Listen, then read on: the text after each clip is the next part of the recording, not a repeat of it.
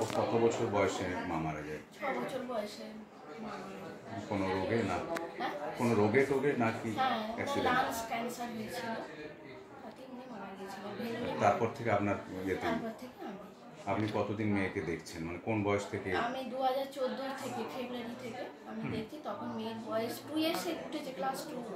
Class 2 থেকে তারপরে class 2 থেকে আপনি আমি সেকেন্ড মাদার। আচ্ছা আচ্ছা। পড়াশোনায় প্রথম থেকে আমার মেয়ে পড়াশোনায় খুব ভালো, হাতে লেখা ভীষণই ভালো, আঁকেও খুব ভালো। ক্লাস 2 না আপনার কি আর কোনো সন্তান আছে? না এই একটাই মেয়ে।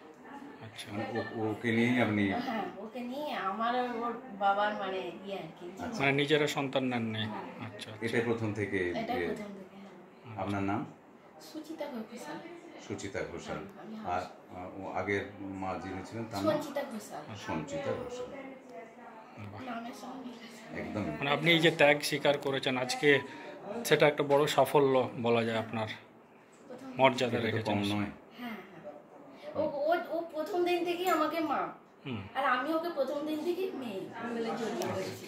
তারপর থেকে আস্তে আস্তে যেমন ছোট চারা গাছকে বড় করে, আমি আস্তে আস্তে সেইভাবে বড় করেছি, ওর বাবার আমি দুজনে মিলে। এই সাফল্য আজকে আপনার হ্যাঁ অনেক। আজকে আমি সত্যিই খুব খুশি। Thank you.